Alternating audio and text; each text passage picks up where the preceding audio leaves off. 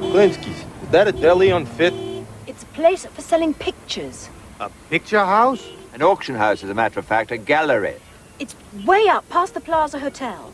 What makes you think he knows where the plaza is? Where is that located? Well, Klinsky's. No. What you said. Plaza Hotel. It's going to be quicker to walk. $65,000. $70,000. $75,000 with me in the book. $80,000. $85,000. Middle aisle right. $90,000. Thank you, madam. $100,000. $110,000. Come on, Ben. Killer roller skater! Gloria, great to see you. $45,000. We're terribly sorry. It's traffic. I know, you don't have that in Britain, do you? No, not traffic. You know Ben Glazier? Of course I know Ben. Aye. You came over with the Tintorettos, didn't you? 1989. Chuck is sure going to be glad you got here. We are in dire need of you, Ben. Absolutely dire need.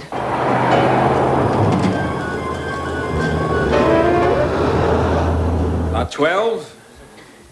The Parmigianino. I can start the bidding at $420,000. Anyone at $420,000. Thank you, madam. Gentleman standing rear right. $430,000. $440,000. $450,000. $480,000. Plucky attribution. $480,000. $490,000. To Mr. Smith on the telephone. $500,000. I want to tell you. A gentleman standing middle right.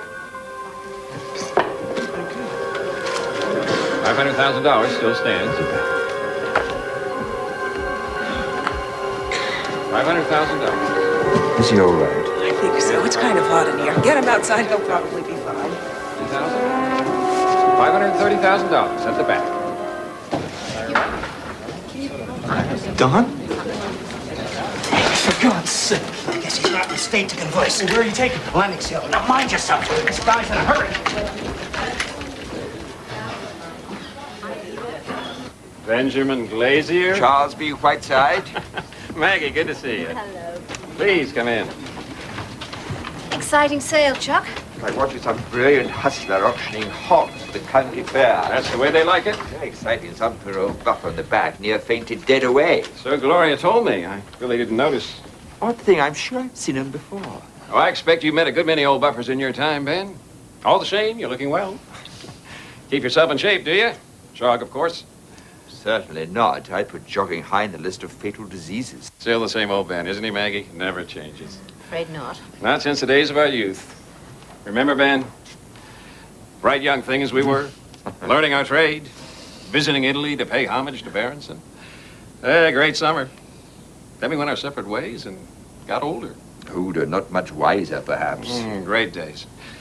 But let me tell you two, this is a terrific moment of time in the history of art. That you found an unknown Leonardo tucked away in some loft in Greenwich Village. Not exactly. You know what New York is. They have to have some religion. Once it was just God, I guess, and all the old money did charitable works. Then it was opera. They paid out millions to wear their diamonds at the Met. Then it was civil rights. And now, thank heaven for it, it's art. If you're not on the board of the Museum of Modern Art of the Limburg, you're a social pariah. And how do you get on the board of the Limburg, I hear you asking? As a matter of fact, you don't. I heard Mrs. John T. Flecknoe III ask it from the depths of Cleveland, which isn't exactly the address from which to start a brilliant career in the art world. Now, the answer is that John T. Flecknoe, who's done bloody well. Isn't that what you English say, bloody well? I really don't know. I'm not English. He's going to bid aggressively for our Titian, and then he'll present it to the Limburg. Mrs. John T. will get her seat on the board, and they'll be received into the eternal kingdom of art and be sitting on the right hand of the curator of the Getty Museum. Well, I've got some clients in London to bid for. John T. Watts, not going to get an easy ride. All the better. The price will mount astronomically. But it all depends on one thing. On what? On you.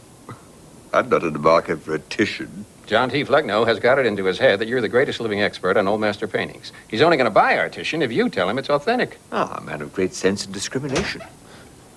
Oh, hi, Gloria. How's the old guy? The ambulance came. Took him to Lenox Hill. Emergency. That was all we could do. Sure. Any idea who he is? Well, we checked his paddle number at the front desk. He gave the name Don Donnell. Sounded a bit curious to me. Was there any talent in our group of hopeful young art experts? God, it was so long ago. I mean, you and I were particularly close, Ben. I can't really recall too much about the others. Don't remember a Don. Not at all. I got a feeling Estragon. That nervous little American, wasn't he Donald something? You can tell them all. Don was dying when they took him out of the sales room. He was dead when they got him to Lenox Hill. Thank you for informing us, sir. I will let Mr. Whiteside know. I told you, he's in a meeting right now. You work here, work at Klinsky's. Klinsky's not here, though. Okay, you tell them then. Let them know the good news. Klinsky's got what it wanted. Just a minute. I don't understand. Shut up. Just shut up! Don Estover won't give you any trouble anymore. Don Estover? Blue Point oysters, champagne. You certainly live it up in Klinsky's New York. Only when we have beautiful visitors from England. I'm sorry Ben's missing the oysters. Dear old Ben. I've loved him since we went on our pilgrimage to the world's greatest ever art expert, Bernard Berenson, B.B. Art has been a poor place since he died. Ben says that Berenson was sometimes persuaded to take account of market forces. Ben's not going to be in any trouble, is he? Well, he might be quite jealous when he finds out we were eating Blue Point oysters together. Jealous? You two haven't got anything going, have you? Oh, yes. What? Well, we're great friends. Oh, friends. Is that all? It's quite a bit. Well, yes, of course. Friends. Well, that's all it is. I mean, Ben's a much, much older man. He's not much older than you, in fact. Oh, that's entirely different. Is it? Well, you can see, can't you? I work out, I watch what I eat.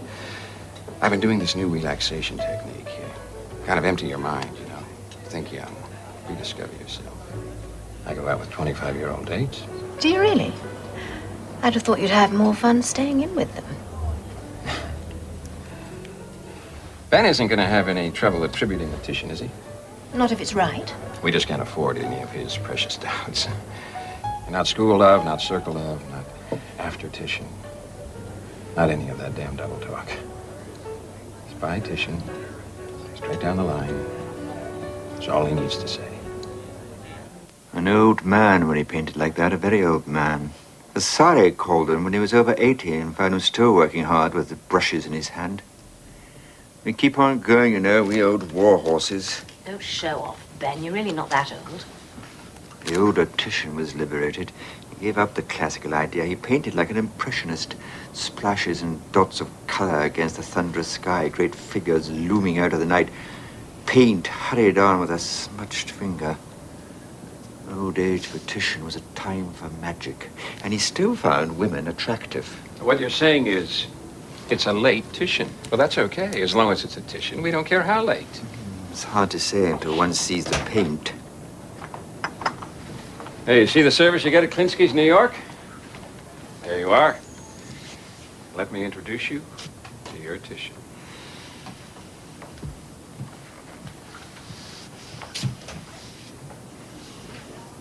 You know what the Romans thought about nymphs?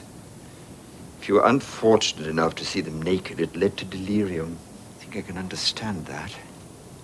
It's perfectly right, isn't it? Oh, I don't know. I think I may have to spend some time of my own with her. That's fair enough. I'll try to entertain Maggie. Do you want any help? Not yet. Not till I'm sure what I think. Then I'll ask you what you think.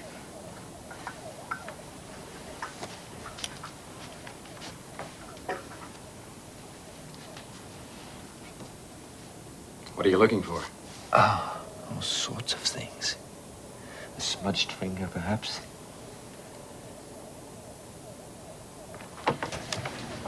Will he be long? Oh, hours, probably.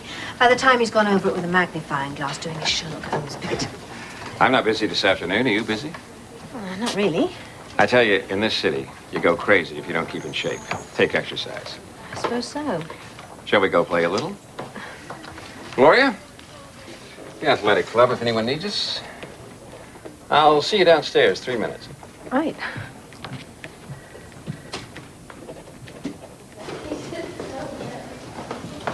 Hey, Maggie Perone. You met in London. Wal Wenzel, modern American. Oh, Hi. hi. You gonna visit us? Look, anytime you get really bored with old masters, you wander upstairs where something significant's going on. And here, let me whisper. We're making a heap of dollars. Oh, well done. You know the only place I think old masters go well? Dishcloths, souvenir mugs, beer mats. Anywhere they can give rise to a little humor. You busy right now? Come up to the world of today.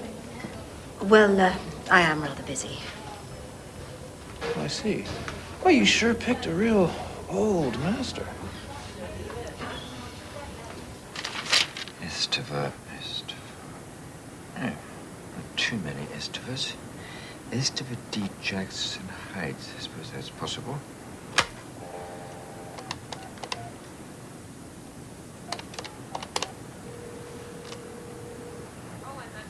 Oh, hello. I'm sorry to disturb you. I just wondered if Mr. Don Esteva lived there. Donald, I don't know no Don. Donald's out of work. I'm an old friend of his, actually. I just wondered if Mr. Esteva had... Well, he hasn't died, has he, in any way? Funeral business, is it? Hustling work? We don't want you. You hear me? We don't need you. We are in beautiful health here. Oops. Esteva T. McCarthy Square, Greenwich Village.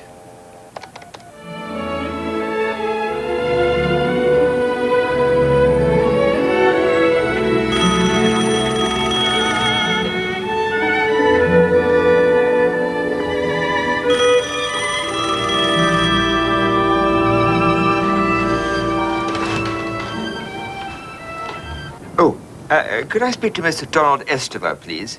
Don won't be back. Never. Never. Never come back.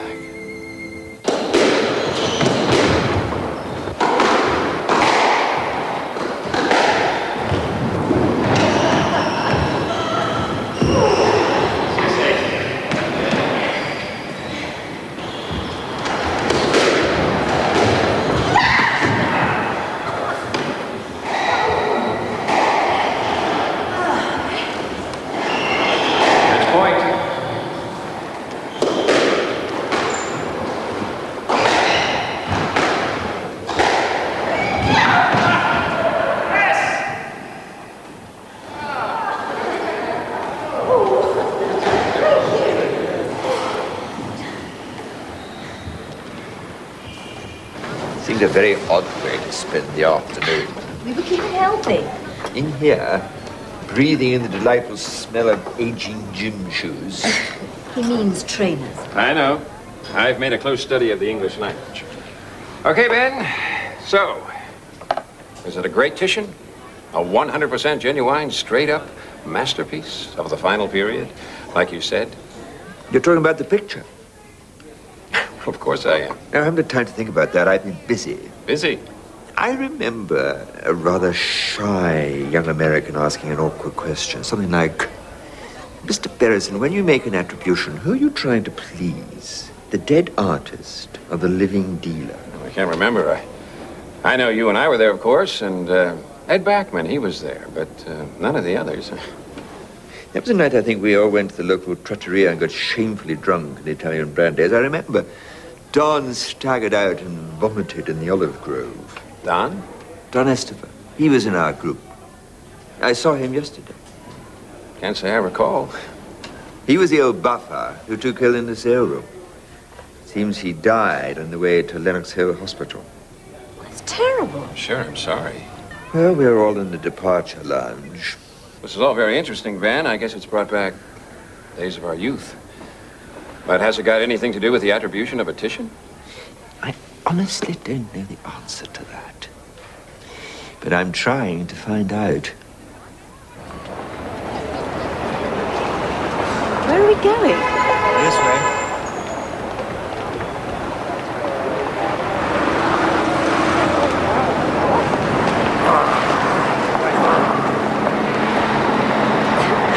The things people do, it's such a pleasure. Oh, I know. knocked small rubber balls against a wall in company of men wearing smelly gym shoes. They weren't noticeably smelly. Elderly men sweating away the years with unnecessary exercise. Chuck looks good on it. Good? Do you think he looks good? Shiny with purity? Saint Chuck of the art world? He desperately wants the Titian to be right. It's made that perfectly clear. Is it? I told him. I wanted to find out more. You said you wanted to find out about this man with a funny name. Don Esteva. I met his friend, his boyfriend, I suppose. I think that's what it was. Anyway, he said the Klinskys had got what they wanted because Don was quiet for good now. What did that mean? I don't know. Have you any ideas? Here we are. Oh, Thanks.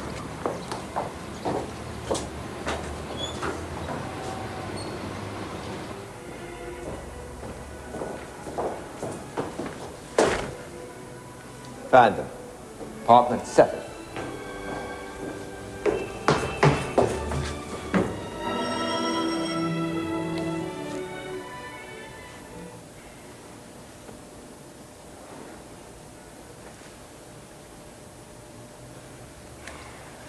He's in there, but he isn't coming out. So what do we do? We leave him a kind note.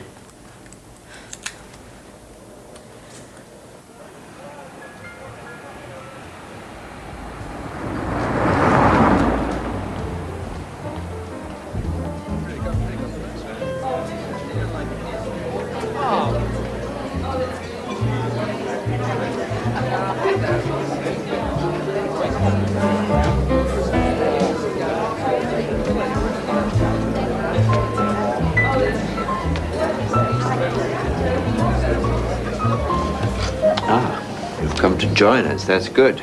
You said you were a friend of Don's? For years, many, many years. We went to Italy together. We went to see Berenson. I've got an idea Don mentioned your name. He said you were okay? Oh, that was good of him.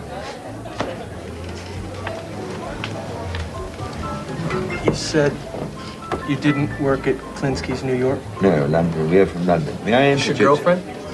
No. My boss, as a matter of fact. Maggie Perrone, head of Old Masters. What are you drinking? Just a Coke. White wine, Maggie? A cola and a beer for me, thank you. Your girlfriend looks a lot younger than you. In certain lights, I'd have to admit it. We're friends and we work together, that's all. I was a lot younger than Don. Maybe over 30 years younger. People used to laugh about it. Friends of mine used to laugh. But he was like a kid in some ways. Like having a big kid around the house. Money? He didn't know the first thing about money. He'd write an article for some obscure magazine, erotic influences on Mannerist paintings of the 16th century, stuff like that. And as soon as he got paid, which was peanuts, he'd rush out and buy me presents. Paints, canvases, music. He just lived for art. No wonder Klinskys hated him. I have to tell you guys, Klinskys is strictly for cash. Klinskys hates art. You're a painter. I make images, sure. Images for our time. Do you manage to sell many of these images? If you're worth anything, you don't sell. Look, got him on my shirt. Vincent van Gogh, one of the greatest. And he never sold a single picture. I think that's one of the tragedies in the history of art. Oh, sure. I bet your heart bleeds for it. Because most of the great painters made quite a good living. Raphael, Titian, Leonardo, Rembrandt. Maggie, Mr. Pollack is here because I think he has something to tell us. Peter. I guess you can call me Peter. It's just that I don't think Klinskys is all that bad. Then you don't know what Klinskys in New York City is doing. Has done. I never should have let him go. After he left the apartment, I decided to go after him, to stop him doing anything stupid. I went down to your glitzy art shop on the bike. When I got there, Klinskys had done it. Done what exactly? Murdered him.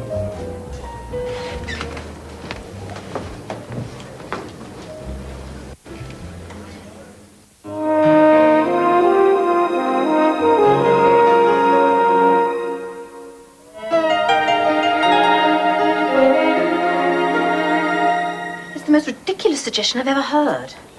Titian and his pupils. Titian and the Titiani. You must have read about them. What's Klinsky's meant to have done? Launched poisoned darts at him through a blowpipe from the restroom. Your friend, the producer of unsaleable works, must have read far too much Agatha Christie. Come and look at the painting of the hair over the neck, Maggie, and tell me what you think honestly. Good morning, boys and girls. Morning, Chuck. My God, you're looking beautiful. Thank you very much. Ben, I've got a great invitation. Oh, please don't ask me to play squash. John T. Flecknoe is hosting a dinner for us in his great apartment in Sutton Place. We can drink champagne and look out over the East River. And for God's sake, Ben, let's hope you made up your mind about the Titian by dinner time. Don't rush us. Okay? That's okay. Save the good news for the Flecknoe dinner. Oh, his wife's just longing to meet you. I find that extremely alarming. Why? Some eager trout anxious to get on in the art world. Please God, I don't have to sit next to her.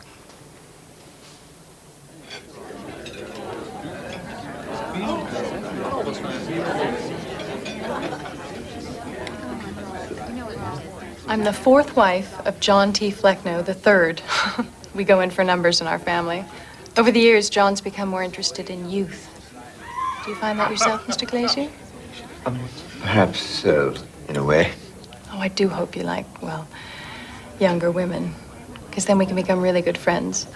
I'm going to have to keep coming to you for advice when I'm on the board of the Lemberg collection. Sadly, I'll be back in London. Oh, I'll hop over.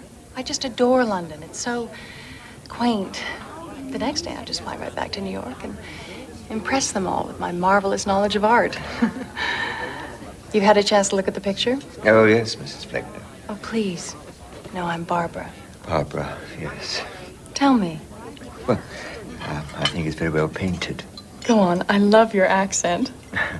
I'm sure it's the right period, say 1570 to 1576. Go on. Oh, I just love it. It's genuine, isn't it?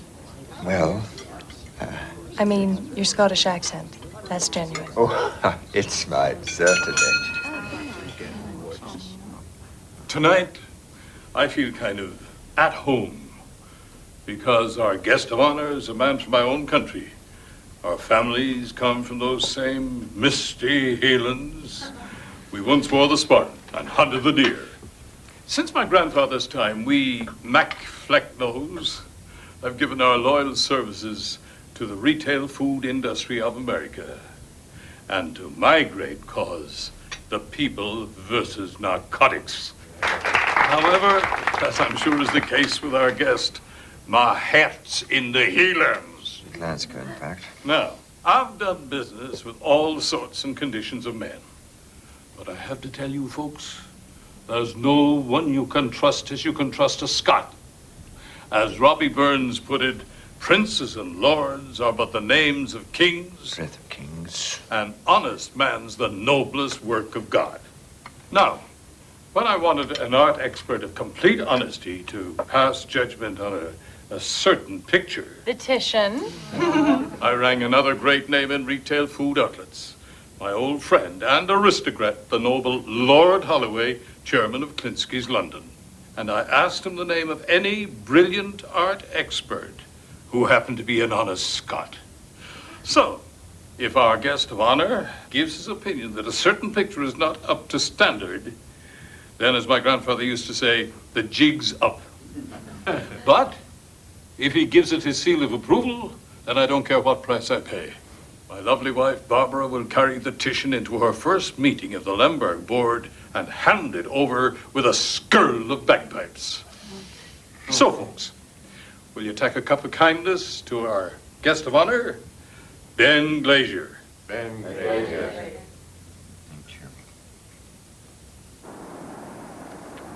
Wonderful. Glittering glamorous. The view over the river. As a matter of fact, I met you. You're looking particularly elegant yourself. It's the Savile Row tailoring. Can't beat it. What's Ben up to exactly? Taking his time? No, not that. Talking about the old guy that passed out in the sale room. Someone I swear I can't remember. He's been listening to some absurd story about Klinsky's. What story? It's so ridiculous. It's not even worth talking about. Maybe we ought to go back to the party. Stay a minute.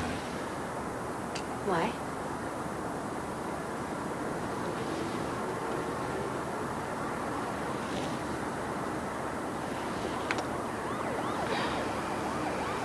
When the party's over, I'll show you the view from my apartment. Not possible. Might be fun. Might be. What's the matter?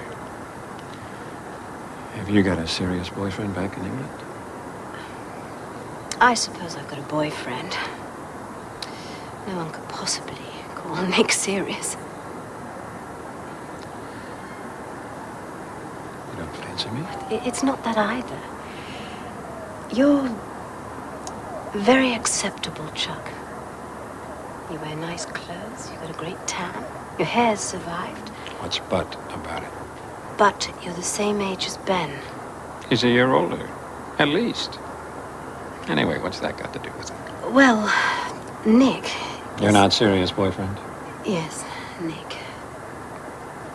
He's younger than me, in fact. He's young and rather disgustingly attractive.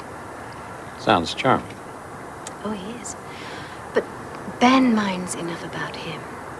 If it was you, almost his age, well, I don't know how Ben would take it. That's distinctly unfair.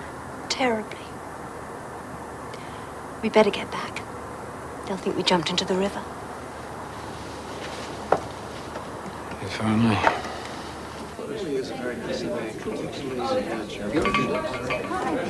I just wondered, Mr. Flecknoe. Johnny, yes? He must be a few years older than you. Only about 30. 30? How interesting. Oh, I must tell. Oh, Chuck! You said our guest of honor might give us his decision tonight. Oh, sure.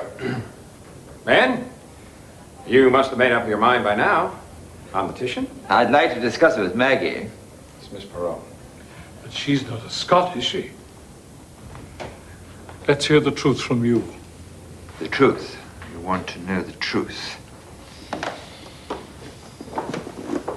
Well, the truth is that it's a very well executed picture.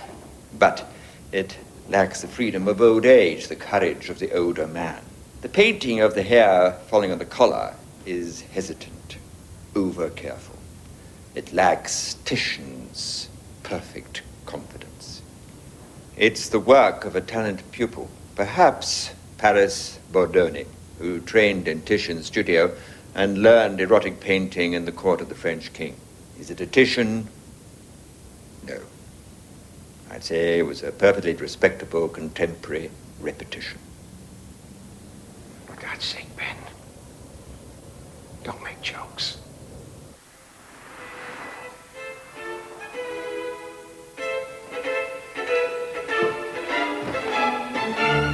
Nice music. Don thought so. You come from Klinsky's? No, I came straight from the hotel. I haven't been into the office this morning.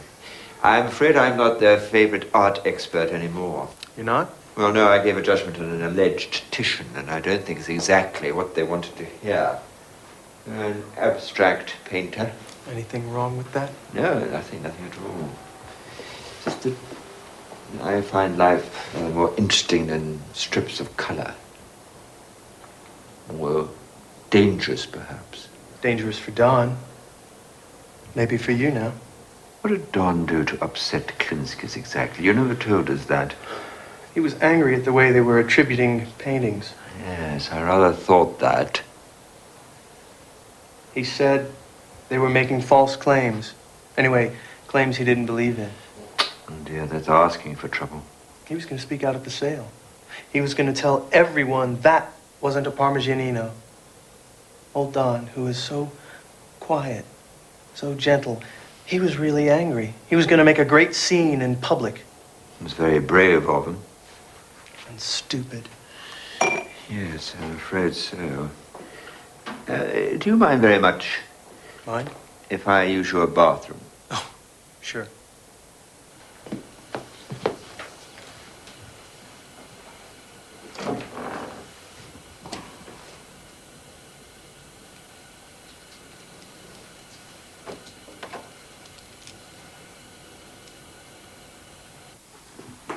You said you thought someone at Klinsky's had killed Don. How? I don't know. I don't know what they did when he got there. I don't know that. I only know... What? Someone from Klinsky's came to see Don a week before the sale. Came to warn him off, I guess. But Don didn't take no notice. I wish to God he had. Who came to see him? Did you meet this visitor? No. No, Don didn't say who he was. He didn't talk much about him, as a matter of fact. Except... Except what? The caller left something behind. This. Rolls his own, I guess. Roll-ups? Oh, no, that's not his style at all. This is really rather upper-class Anglophile. Pipe tobacco. He's not in the office. He's not in the hotel. For God's sake, where is he? I don't know. He'd gone out before I left. Has he gone crazy? I don't really think so. Wait, what did he mean by telling the Flecknose that nonsense? I suppose he thought he was right. Thought he was right? Well, he is not right, let me tell you. He is utterly and entirely wrong. That Titian was approved by Berenson. Isn't that enough for you? Is it enough for the Flecknose? Well, it would have been if he hadn't got that crazy idea about Scottish experts. Ben hadn't said. You think he did it out of spite? What do you mean? Well, because you and I got kind of friendly. I mean, you said he wouldn't have liked it if we... But we haven't. Well, hell no! I don't even have that consolation. Oh, I'm sorry, Chuck. Our visit to New York hasn't been a wild success for you. You say that again. My clients in England are going to be rather disappointed, too. They sent me over to bid for a Titian. What are you going to tell them? The truth? And not Ben Glazier's crazy ideas. They're not the truth. I've told you. You keep quiet about what Ben said. You don't work for him. You work for Klinsky's. That's what it'll pay you to remember. What does that mean, exactly? Ben, where did you get to? Oh, I got up early, had breakfast in the deli, then I paid a call on someone. Rather an interesting call, actually. So, you sobered up? Considerably. Look, Ben, my old friend. Will you call and tell the Flecknose? Tell them what, Chuck? The whole truth? I don't think you'd want me to do that, would you? I don't know what the hell you mean. You said that the name of Donald Estiver meant absolutely nothing to you, but it did mean something, didn't it? And what? An old expert who objected to your over-optimistic attributions, who objected so much that he was going to stand up and denounce them in public. So you went round to see him to advise him against it. Oh, that's ridiculous. Who said I went around to see this Don, whatever his name was? This says it. I don't think Don Estiver, his boyfriend, smokes English tobacco out of an English pouch. It's yours, isn't it, Chuck? And you left it in Estiver's apartment. Yes. Yes, of course. They're here. I'll tell them to come at once. Thank you, sir. He sent his car for you. You better go down to the entrance hall and wait. Who's he? Emmanuel Klinsky.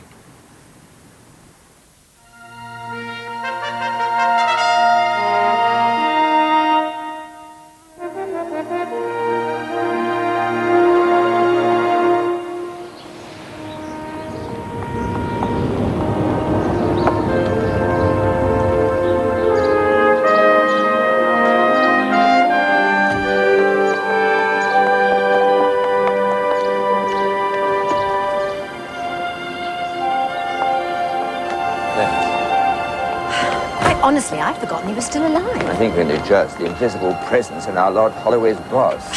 What on earth does he want us for? I have an uncomfortable feeling the day of judgment is at hand. My great-great-grandfather always said, to tell a man his Rembrandt is doubtful It's like telling him his wife is unfaithful. It is a crime to deprive people of their dreams. I suppose that's one way of looking at it. You know, he came from Vienna, that old Emanuel Klinsky, to London. On the way, he bought as many pictures as his pocket could afford. Pictures he thought would give pleasure to the dukes and lords.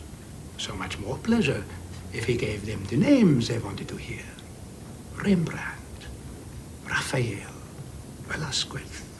That first Emanuel Klinsky was never one to deny pleasure to the customer. Even if it meant telling lies. Lies, Mr. Glazier? Such an ugly word.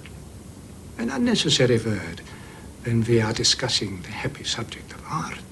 I imagine all this is to persuade me to tell Mr. John T. Flecknoe he can bid for a genuine Titian. How perceptive you are. I'm proud that we still employ people of such intelligence at Klinsky's. And you too, Miss Perron. Remarkably intelligent, I understand, for one so young and beautiful. What is your view of the picture Mr. Flecknoe wishes to buy from us? Ben's the expert, and he thinks it was done by a former pupil. Perhaps by a pupil, on a very good day. Or by Titian, when he was, let us say, not quite at his best. Berenson wasn't Scotch. Berenson was a Lithuanian Jew brought up in Boston. He was the greatest art expert the world has ever known. But Johnny would rather listen to Glazier. Well, he seems to think he's found an honest man. Maybe he'll be disillusioned. Is that possible? Perhaps he can discover another side to Ben Glazier's character. Maybe a defect of the kind your husband finds particularly objectionable.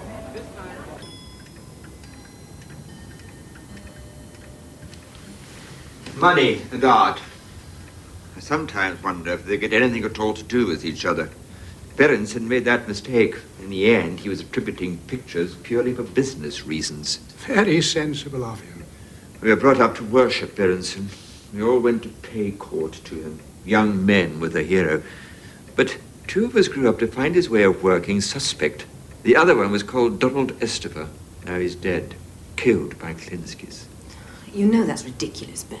I don't mean with blowpipes and poisoned darts, of course not. But he had a heart condition.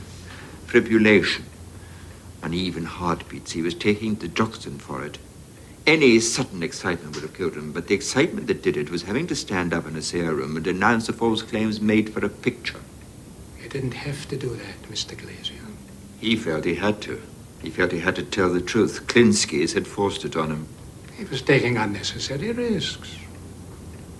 I hope you're not tempted to do that. I'm afraid it's a temptation I can't resist. You see, I feel I owe it to Don Estifer as well as to Titian. And you, Miss Perron? I've got too used to working with Ben. He's probably right. Then there's nothing more I can say. I'm afraid not. You'll be going back to England soon. There doesn't seem much to keep us here. Or perhaps not much to keep you in London. Who knows? Perhaps in the end you will agree with me. The customer comes first. Good day to you. Oh, Miss Perron. Just one moment. Don't let me detain you, Mr. Glazier.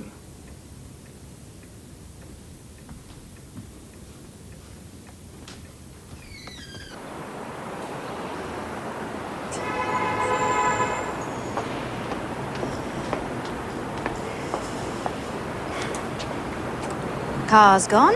Oh, yes. I think our days are numbered. What did the old boy want? Me, for dinner. Alone in his apartment, he wanted to get to know me. He said he didn't only give his customers pleasure. Of course you're going. I think not. I've been groped by dead leaves. You said I was right. Do you believe that?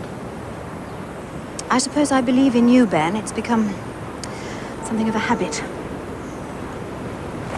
I'll see you later. I'm meeting someone. So am I. See you around the Labour Exchange.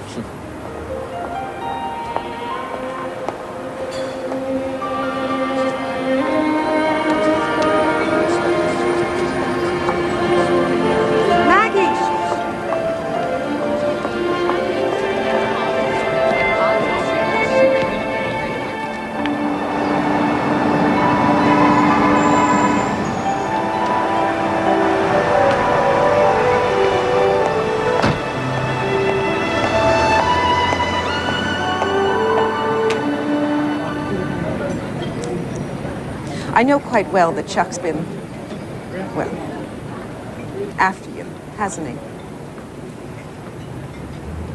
Let's go play a little. I heard him say that. Please, level with me, Maggie. Did Chuck achieve significant otherness with you?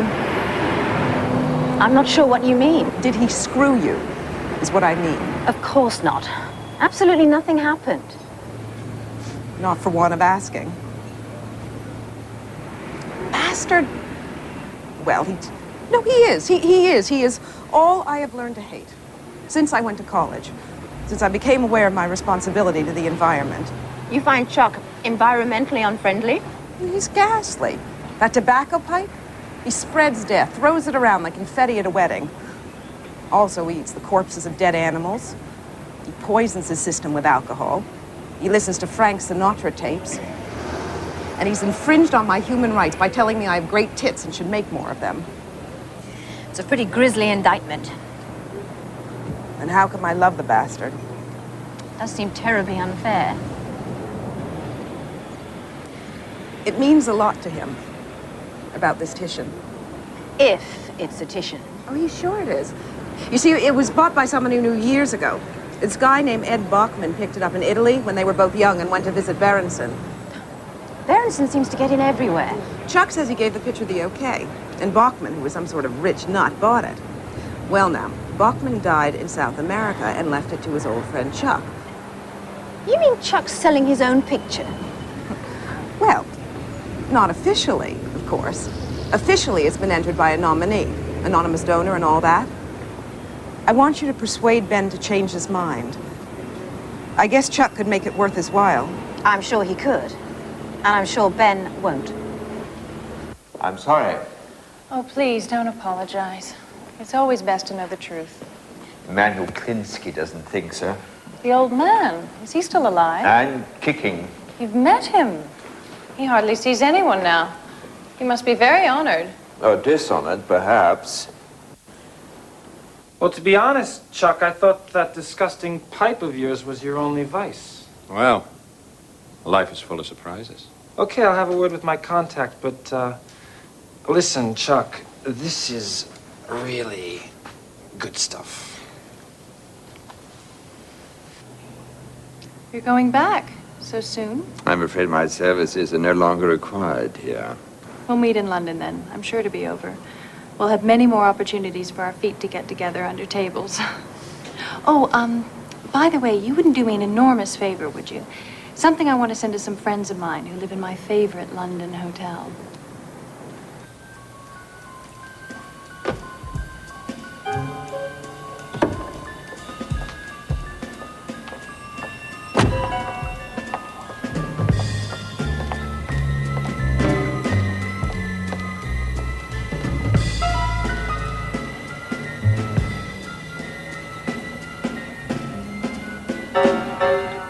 Chuck trying to auction his own picture. Oh, dear.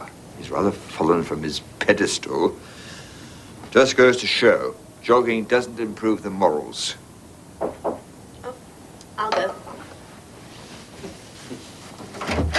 Package for Mr. Glazier. Oh, right. Thanks. It's a packet for you, I suppose. Oh, yes, she said she'd send that over. I got to deliver it to someone in London. Who's she? What? Who's she? Pat's mother? Oh, yeah. As a matter of fact, it was Barbara Fleckner. We happened to meet at lunchtime. Oh.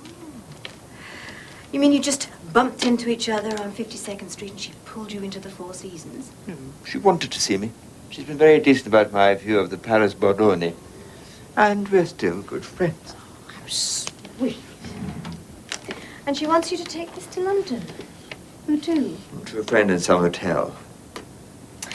A friend without a name. She's set you a pretty tough assignment. There's not a word written on this package. Well, she must have forgotten. I'll phone her later. Perhaps she won't be in. Why ever not? She might want you to be traveling with a totally anonymous package. Why ever would you want that? You really fancy her, don't you? She's a remarkably attractive woman. Quite young. She looks young. And apt to run her fingers over you in the course of conversation, I noticed. Some people are extremely tactile. And some people might want to ruin your reputation. Perhaps make it seem that you weren't such an entirely trustworthy Scot. What did she say was in here? Well, she didn't say. And you didn't ask? Well, no.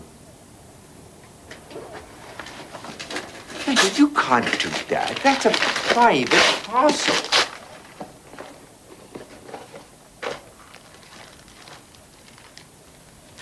It's powder. Oh, surprise, surprise. Must be one of John T. Fleckner's organic beauty preparations. Mm. You're such an innocent, Ben. If you'd been at art school parties in my day, you'd have learned to steer clear of this particular beauty preparation.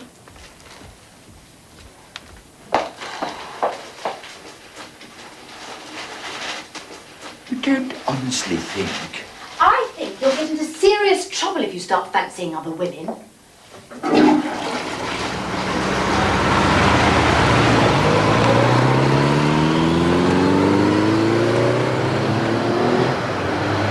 And goodbye to you. Who was on the phone? The cat's mother, Mrs. John T. Fleckner III, said how terribly sorry was she hadn't managed to get the parcel over to me, but she'd gone to visit friends in Palm Springs for the weekend and had forgotten all about it. And what did you say? I said, pull the other one, it's got bells on it. That must have made your meaning entirely clear. Do you want to see the Lord Chairman? Not in the least. Well, he wants to see us.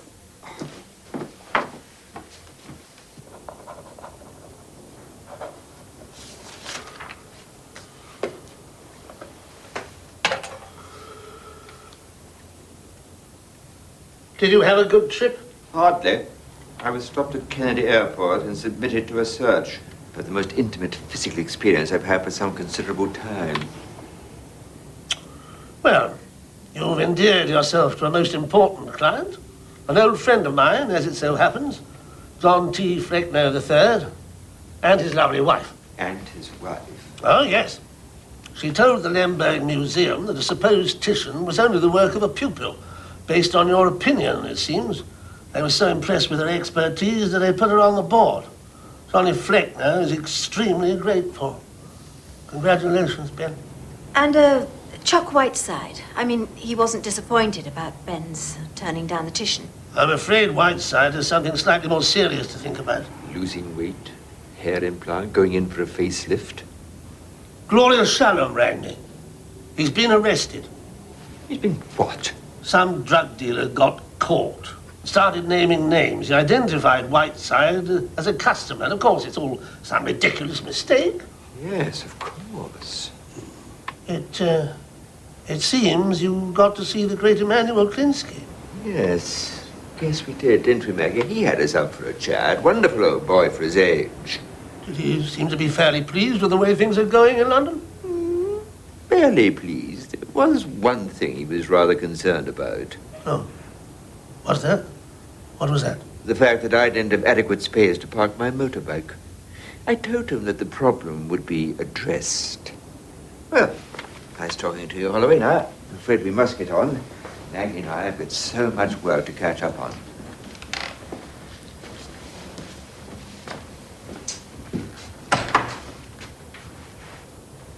Poor Chuck. Oh, yes, my heart bleeds for him. Do you honestly think he wasn't behind Barbara Fleckner's little plot? Sinners admit they're just desserts. Only one of them. The other's got herself on the board as the Lemberg. She's had a triumph. Well, there you are. That's more like the art world as we know it.